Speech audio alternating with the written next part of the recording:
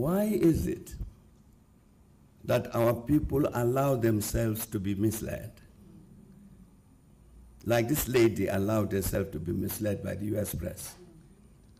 The CEO here of the foundation was telling me as we were coming that yesterday he had some interaction with some young intellectuals, South African, speaking various languages, Tswana, Zulu, Xhosa, Venda, this and that and the other. And they were discussing what is the word in Setswana for xenophobia.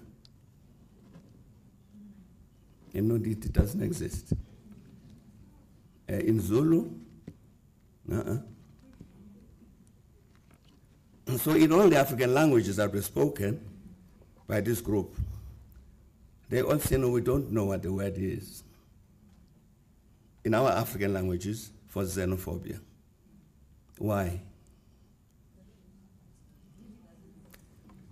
It's because it's not in the culture, it's not in the history, it's not in the whatever among Africans. And yet I'm saying, like the American lady, we've allowed somebody else to tell us that was xenophobic. And we believe it. Like if you take this most recent attacks here in Johannesburg and Ekurhuleni, it's clear these are organized by somebody.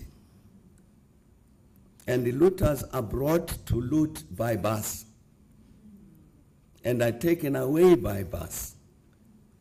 And of course, once they start looting and so on, and me, I'm in the street, I also join the looting. But it's organized, it's obvious. And yet the narrative we're communicating is this narrative which, as Malaika was saying, will frighten Zimbabweans. Will then believe that they'll get here and then get attacked and go there. I don't know how many Zimbabweans live in South Africa. 3 million? How many of them get attacked? None. And yet I'm saying, we allow ourselves to be influenced by some other people who will define us, which is what Simo was raising. Why do we allow ourselves to be defined by somebody else, such that we lose the capacity to be the kind of change agent we want to be? Because we allow that somebody else tells us who we are, tells us what our problems are, and tells us what we need to do. And hopefully what, as both him and Malaika were saying today, our exposure to this learning here empowers us to say, we really need to take care of our own destiny.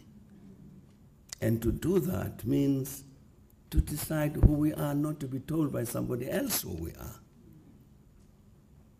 And therefore act in the correct way to be the sort of change agents, the change agents that this institute is trying to make all of us to be.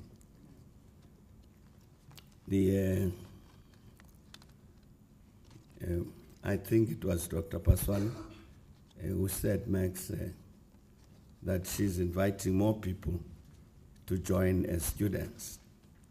Dr. Paswana, I think the CEO of the foundation and myself are likely to join the next team of students. But thank you very much.